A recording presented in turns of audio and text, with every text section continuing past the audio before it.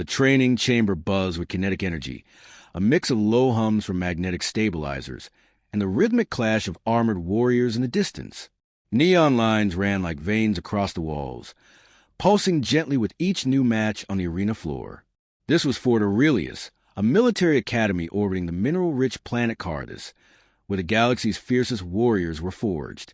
Its recruits were chosen, never volunteered, and only the exceptional lasted longer than a cycle. Everyone here fought for dominance. Everyone except her. She sat alone on the highest tier of the observation deck, legs crossed, eyes half-lidded as if dreaming. Clad in the Academy's standard-issue bodysuit, her frame was slim, unarmored, and conspicuously unremarkable. Her hair, a vivid cascade of magenta, was the only thing that hinted at individuality. No one remembered seeing her arrive. She didn't train. She didn't spar. She didn't even speak. Cadets whispered about her. She just sits there all day, probably hiding from the gauntlet trials. She'll be gone by next week. One figure in the crowd stood apart, Titan Valen, towering, broad-shouldered, and encased in reinforced chromium blue armor. He was the Academy's undefeated champion. His fists had reduced reinforced walls to rubble. His voice carried like thunder when he laughed, or when he taunted. And today, he was laughing. He had just dispatched his latest challenger, a hulking brute from Sector 9, sending him flying across the arena like a discarded doll. The crowd roared. Valen turned, lifting both arms in triumph.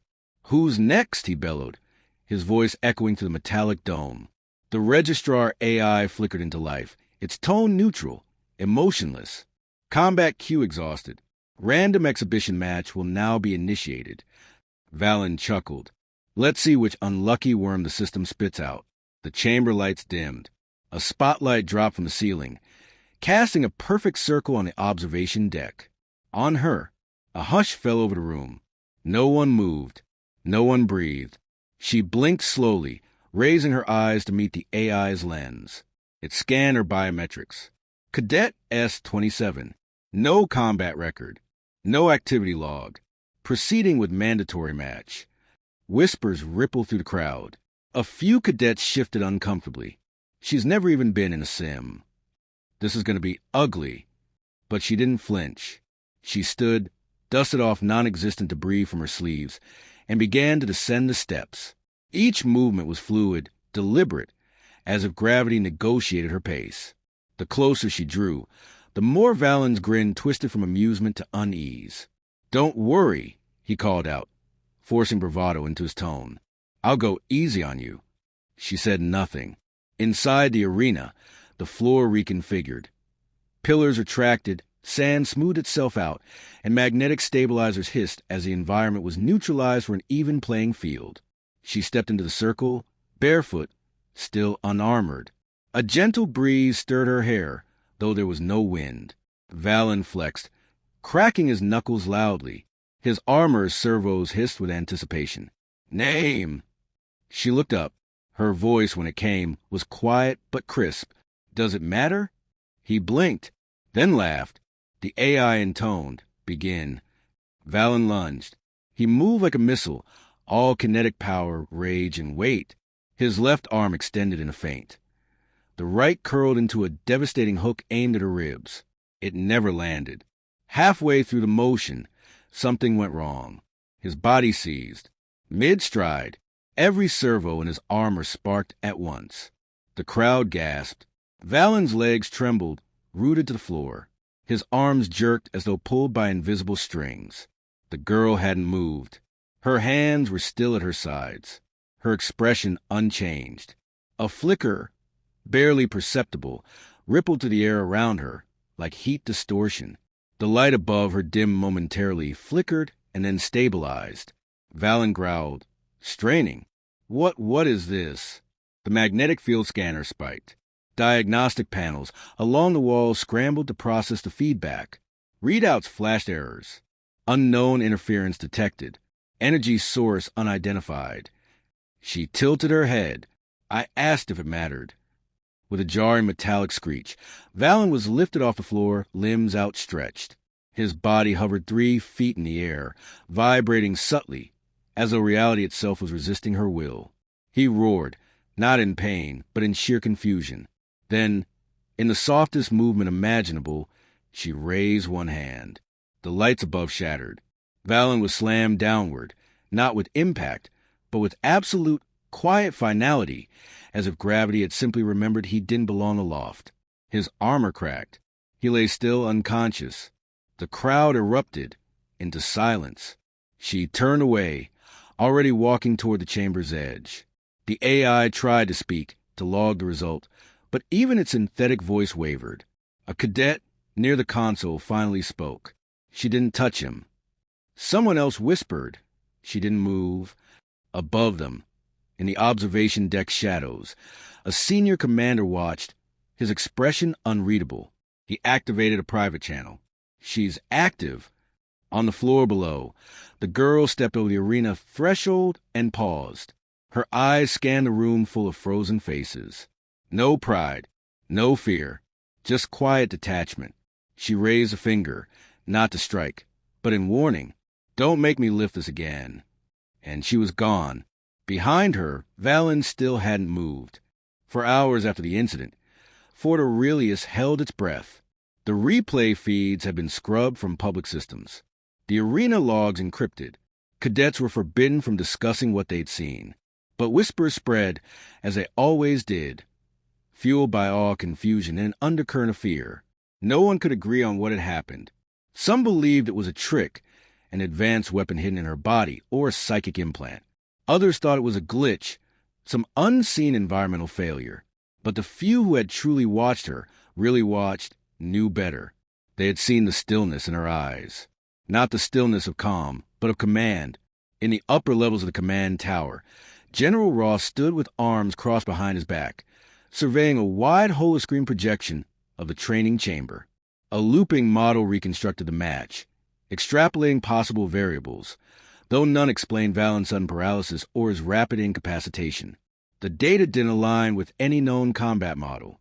No psionic burst, no mechanical anomaly. Just an empty void where something inexplicable had occurred. She was a shadow until yesterday, he said aloud. Behind him, a technician murmured, "Her file's nearly blank, sir. No home system. No sponsor. Assigned as a transfer from a black node." Roth's brow furrowed. "There are no black nodes in our system." "No, sir." Down in the lower barracks, Valen sat on the edge of a diagnostic bed, armor stripped, muscles twitching under residual trauma. His eyes were fixed on his hands. They had never failed him. He had built his identity on power, on the understanding that no one in this academy could match his strength. That certainty had been dismantled in seconds by someone who hadn't even stood. A voice broke his trance. "You're lucky you weren't vaporized." Valen glanced up. The speaker was Eris Venn, a strategist cadet known more for her wit than her brawn. She leaned against the wall, arms crossed, eyebrows arched in curiosity rather than judgment. "You were there?" Valen asked. "I saw everything." "We all did." He frowned. "So what was it?" She shrugged. "That's what everyone wants to know. That girl, she wasn't fighting you. She was deciding whether to let the room keep existing." Valen didn't respond. He couldn't. Elsewhere, the girl, S-27, as the registry still referred to her, sat once more in her observation spot, just as she had before, as if nothing had changed. The arena below was silent. No training, no matches. Her presence had stolen the will to compete from the others. She wasn't feared in the way warriors were feared. She was feared like a force of nature. A drone hovered nearby, emitting a soft chime. "Cadet S-27, it said.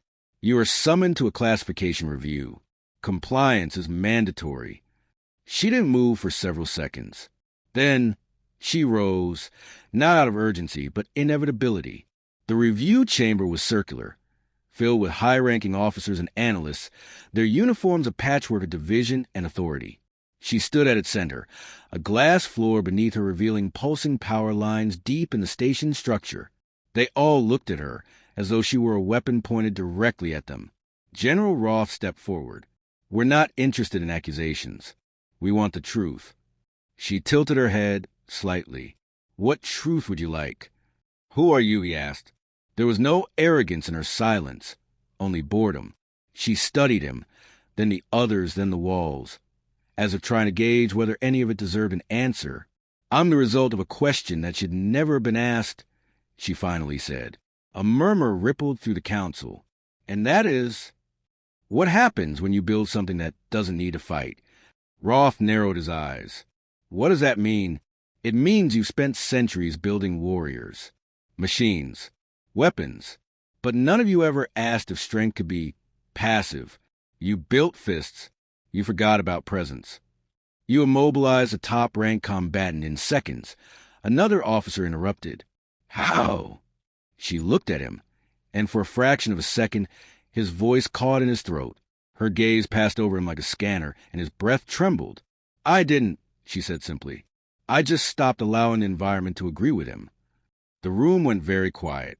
Someone whispered, "That's not possible." She didn't argue. She didn't defend. She didn't care. After a long pause, Roth spoke again, slower this time. "We can't keep you in regular training. I never asked to be here. You're not a soldier, are you?" She looked him dead in the eye. "I'm not even human." Roth straightened, his lips a hard line.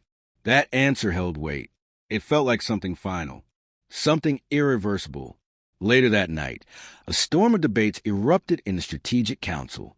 Some advocated for containment. Others, absurdly, for promotion. A few even suggested immediate exile. But amid the panic and rhetoric, no one realized that she had already left the tower. She wandered the quiet halls, unseen but never unnoticed. Lights dimmed slightly as she passed. Pressure sensors failed to register her weight. Security drones twitched subtly in her presence, then shut down, their logic loops unable to reconcile her status. She stopped outside the infirmary. Through the glass, Valen lay asleep, wrapped in a tangle of wires and monitoring pads. His breathing was shallow, steady. She studied him, the way his brow furrowed in rest, the faint pulse in his neck. He had come at her with the full force of ego and muscle and intent. He had done what he had been trained to do. She didn't hate him for that. He wasn't the first. He wouldn't be the last. Her reflection stared back at her in the glass. Unarmored, unarmed, unafraid. "I didn't beat you," she whispered. She placed her palm gently on the window, then turned and vanished into the corridor. In Control Tower, a silent alert flared in red. Subject S, 27 not contained. Non-traditional asset designation required. Pending threat classification, level unknown. No one slept that night, not even her. Deep beneath Fort Aurelius, past levels only accessible to command clearance, the air shifted with tension. Massive engines hummed in the walls, older than the station itself, older perhaps than any living soul aboard. It was here, in a chamber built not for habitation but for hiding, that the council convened in secret. Holograms flickered in a circle above a wide table, displaying recordings, energy readouts, and a live biometric feed of S-27. General Roth stood at the edge, arms folded, eyes locked on the impossibility before him. "She hasn't eaten," one of the analysts reported, voice uncertain. "No intake, no sleep patterns, no change in vitals. She's not maintaining herself. She's sustaining," another added. "Whatever she is, she's operating outside biological norms. Or pretending to." Roth didn't blink. "She doesn't pretend. She chooses." Up above, in the upper observation deck, S-27 sat alone once more. The world around her was afraid to approach, and she did nothing to stop it. Silence hung like armor. It wasn't that she rejected interaction. It was that it bored her. No one here could speak to her in a language she respected. Not words, not force, not authority. She traced her fingers slowly along the bench rail, watching dust part around her skin. Even particles obeyed her. Behind her, footsteps approached. Measured, slow, a pause. "I asked to come alone," said a voice. It was Eris Van. Her presence lacked the bravado of others. She didn't project strength, and she didn't shrink from its absence either. She sat beside S-27, close enough to share space, but not intrude. "Why are you still here?" Eris asked after a long pause. 27 didn't look at her. Where would I go? You could leave. No one would stop you. I don't leave. I just shift places. Eris tilted her head. That's cryptic. 27 blinked slowly. It's accurate. There was another moment of silence before Eris continued. You know they're terrified of you. Not just the brass. The cadets, the AI cores. They've started calling you the Void Node. That's not my name. But you haven't given them another. I don't owe them one. A quiet hum passed between them. A question unspoken, then released. Do you want to be here? Eris asked. No. Then why stay?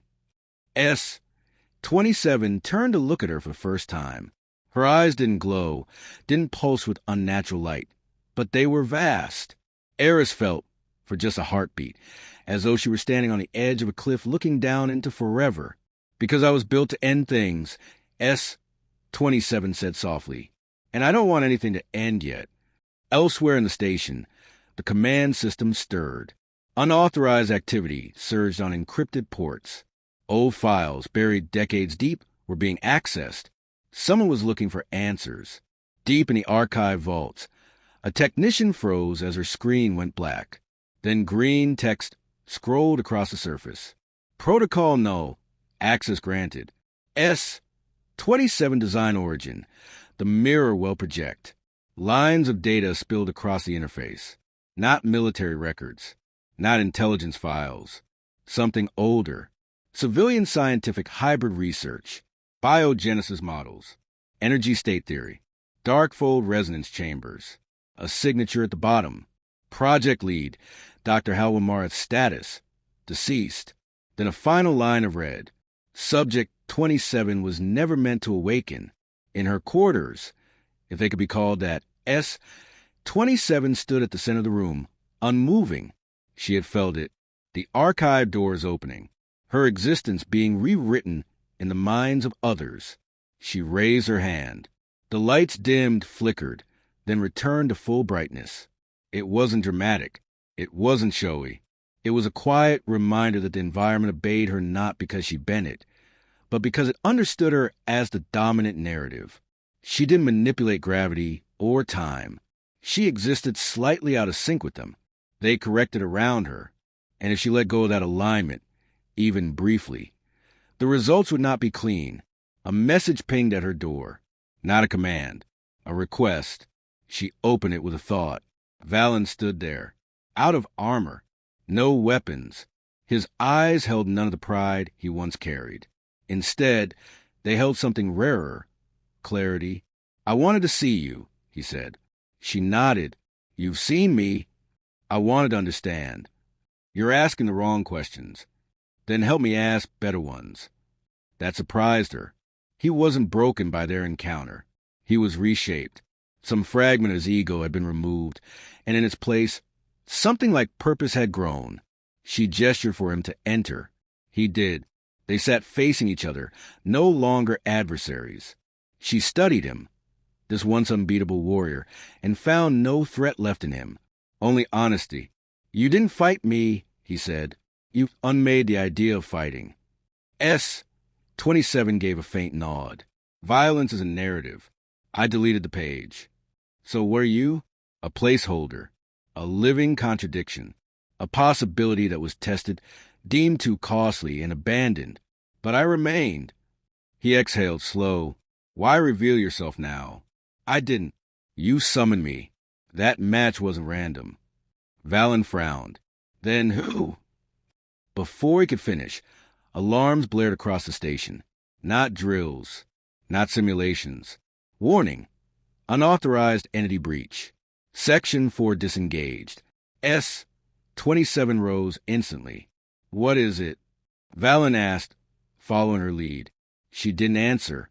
Across the station, lights began to fail, systems locked down by forces beyond code. Something had entered Fort Aurelius. Something unregistered. Something old. Inside the council chamber, screens failed one by one. Ross stood as consoles died, systems refusing to obey. What's happening? Someone shouted. Roth turned to the comms officer. Give me a scan of the intruder. A pause. Then a single line of text blinked across the central screen. Reclamation Protocol.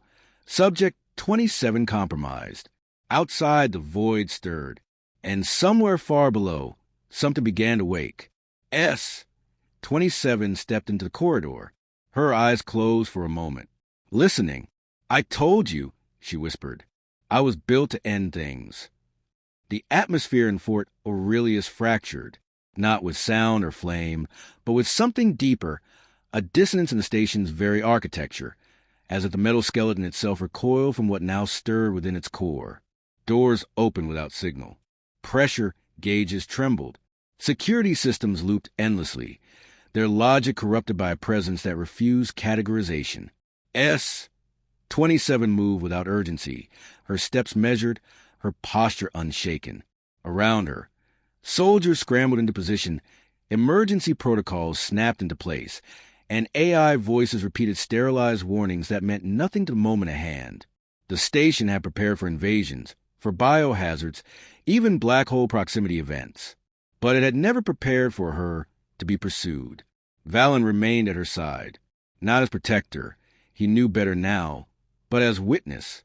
He watched her with the uneasy reverence one might reserve for a collapsing star. She radiated no heat, but the air distorted subtly as she walked, space bending, not from power unleashed, but from power restrained. They reached the command atrium just as General Roth and the surviving team sealed themselves within the defense ring. Emergency barriers flicked, then collapsed under invisible pressure. Roth turned. Is it after you? She didn't answer immediately. Her eyes moved to the far wall, where hairline cracks had formed in the reinforced alloy. Not cracks from force, but from rejection. The material no longer accepted its own cohesion. It's not after me, she said at last. It's what made me. Roth stepped forward. The mirror will project? Her silence was confirmation enough. A deafening vibration settled over them. Not a sound, but resonance in the bones, like being submerged in water thick with memory. Lights bent. Shadows curved unnaturally. And then the center of the atrium opened, not through mechanism, but through absence. A void formed in the space between spaces, expanding like ink in water. From it stepped something human-shaped, but not human. No armor. No weapons.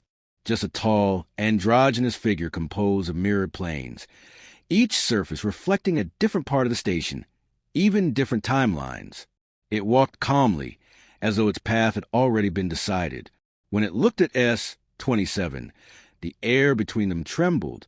Synthetic Entity 27, it said, its voice layered with echoes that didn't match its mouth. You are not authorized to persist. I disagreed, she replied. The others couldn't breathe. The weight of the figure's presence was suffocating, not through force, but through erasure, like standing beside a collapsing equation. You exist without context, it continued. A flaw in the narrative. Return to source. S-27 took a step forward. The floor didn't crack. It realigned itself beneath her, as though unwilling to resist. I am the context, she said. The mirrored figure's face shimmered, shifting rapidly between 1,000 expressions, none of which stayed long enough to anchor. You defy containment. You anchor choice. I am choice, she corrected. You were built to test possibilities, but you feared what might happen if something chose not to obey your outcome. You were not meant to lift a finger, it whispered. I haven't. In the moment that followed, time fractured, not broken, not destroyed, but widened. Everyone in the room, Roth, Valen, the soldiers, experienced layers of their own past flickering across their vision. Childhood memories, failures, moments of decision, and then silence. S-27 raised her hand. Not high, not dramatically, just enough. The mirrored figure convulsed. Its structure warped, not from attack, but from contradiction. Its very code unraveled, not under assault, but under the weight of something that had been built to suppress. Agency. You try to write endings, she said, her voice now soft but infinite. But existence isn't a story. It's a choice made again and again. The figure collapsed into light, refracted once, then vanished. gone without trace. No debris, no scream, only absence. The void sealed behind it. The silence afterward was profound. Systems rebooted one by one. Lights flickered back to life. Gravity normalized. Air moved again. Roth staggered forward. What just happened? Valen didn't look at him. His eyes remained on her. She let it go. S-27 turned slowly. The lines of her face were unchanged, but there was something softer in the way her shoulders dropped. A relief so deep it defied expression. You were built as a weapon, Roth said cautiously. She nodded, but you've never attacked anyone. You've only undone threats. I am consequence, she said. He hesitated. Are you staying? I never intended to. Then where will you go? She looked up at the ceiling, through it, as if beyond stars and time. Everywhere they built prisons for potential, I will go. Every system that can fuse control with safety. I will exist where I'm needed. Quietly. Valen took a breath. You'll be hunted again. She glanced at him. Not that they remember. He stepped forward, held out something in his hand. A data chip. It's your file. Whatever they know about you. It's unlocked now. Public. She didn't take it. They already know enough. Then, in a motion so casual it could have been missed, she lifted a hand one final time. Not to attack. Not to flee. The lights dimmed. Space folded. And she was gone. Left behind were silence, awe, and something else the galaxy hadn't felt in a very long time. Possibility.